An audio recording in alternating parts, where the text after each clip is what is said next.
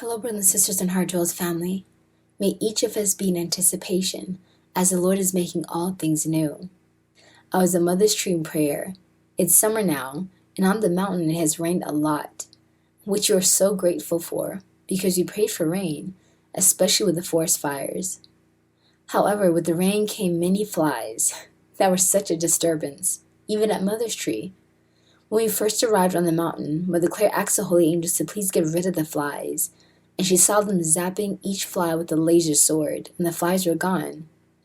The day before, I got so frustrated, I rebuked the flies and told them this was sacred ground and they had to leave, and asked the holy angels to please zap them again. Now there's an upside to summer and the rain, which has brought many beautiful butterflies, more than there has ever been before. So I then asked the Lord in my heart if he would rather have butterflies flutter around Mother's tree instead of the flies. Not thinking anything of that request, the following day, the butterflies were all around me. It was so beautiful. One flew and landed on the side of my head, where you put a flower in your hair, and stayed there for a bit. They fluttered all around me as I couldn't contain my joy and smile as the flies had diminished increasingly. Then I was doing the Lord's Supper. One came landed on the white linen cloth covering Jesus, and stayed there until I was done with my service. I was surprised it had not flown away yet, so I picked up the linen cloth, beckoning it to crawl on my hand, and it got really close, but still wouldn't fly away, to the point I thought maybe it broke its wings, but it just stared at me. Then I remember 6 years ago at my job, the Lord told me to take a walk with him on our trail that was near a pond. I saw a beautiful butterfly laying right in front of my feet, stopping me in my tracks. The interesting thing is when I would move my feet to take a step, the butterfly would fly up and land right before me again, as if it was leading the way. I found it very odd. After a few steps of it doing that, I bent down, realizing it was all the Lord, and I heard him say, "I am transforming you and your family."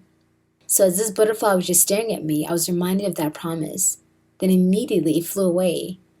I could hear Jesus begin to speak, so I began writing, "Jesus, what's on your heart?" Jesus began, "You will see the fulfillment of many promises soon, just around the corner. Don't give up, beloved, and thank you for trusting me enough to persevere. You see, I am most concerned with even the smallest of your requests. They are all written down, and I will fulfill them. I actually enjoy doing that just to make you smile." Like the butterflies? Wow, thank you, Jesus. I'm amazed, and how quickly I forget when I'm in a storm. So true, beloved, but then I come rushing in to lift your head, to fix your gaze back upon me. That is what I'm in the business of doing. Transformation. Bringing transformation to all things, making beauty from ashes, rebuilding what seems to be ruined, and turning hearts that once used to be hardened back to me. Is that what's on your heart, Lord, today? Yes, beloved. I want to talk to you and all my beloved brides about the power of my transformation, to touch what seems dead and make it live again. Did I not tell Ezekiel to speak to the dry bones and that they would live? Ezekiel 37, verse 4 through 6. Then he said to me, "Prophesy to these bones and say to them, dry bones, hear the word of the Lord. This is what the sovereign Lord says to these bones. I will make breath enter you, and you will come to life. I'll attach tendons to you, make flesh come upon you, and cover you with skin. I'll put breath in you, and you will come to life. Then you will know that I am the Lord." From his faith and words spoken over these dry bones, a nation was created and revived. Since then, I've made a covenant with my people to write my words and laws in their hearts, and I have. Even the most hardened heart cannot stand a chance when they meet my transforming power. The cross is a sign and symbol of the greatest love that ever lived, and the greatest love to imitate. It is also a sign of transformation for all. It was then when I was carrying my cross, I told my mother not to worry, for I would make all things new. That is what I do, my beloved ones. So why worry? Why shrug off or dismiss, or even worse, give up on something that looks impossible? Why? Don't you know I can do all things, change all things, and transform any man?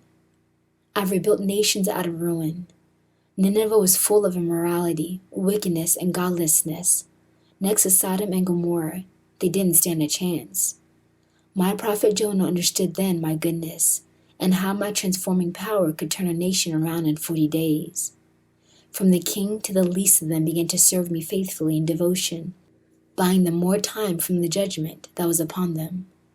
I can transform nations, and I'll do it again. And here he's referring to Jonah chapter 4.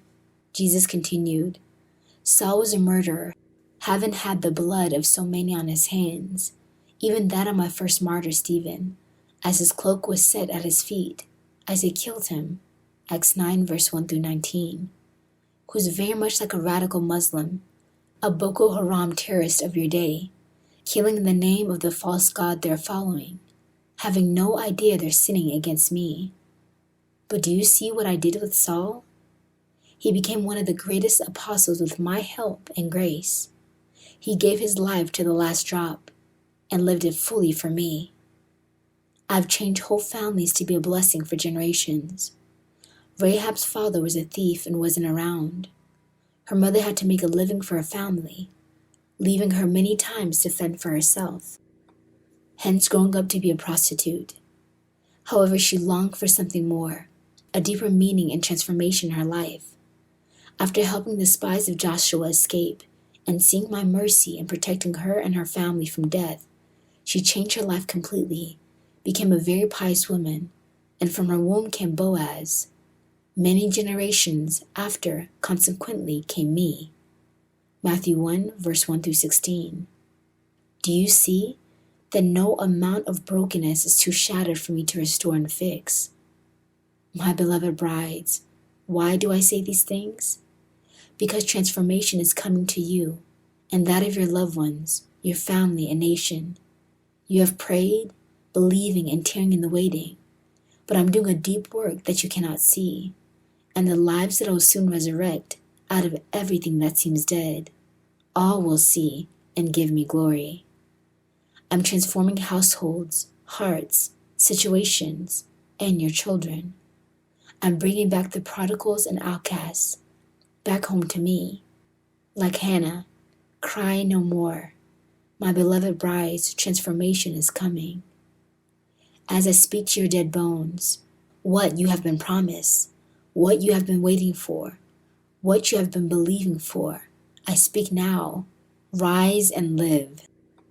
To you, my beloved one, my words have been true to you. In the beginning of next year, you'll begin to see radical transformation in your family as I draw them one by one wholeheartedly, living, loving, and following me. I'm making all things new, and you will see it. And that was the end of Jesus' beautiful message. Wow. Let's be excited and in thanksgiving for what the Lord is doing behind the scenes of our lives and our loved ones that we cannot see as we wait patiently for this transformation. Thank you so much for your continued support, family. Please remember us in donations as the beginning of this month is upon us and we have so many to support and help. God bless you, family, to the next message.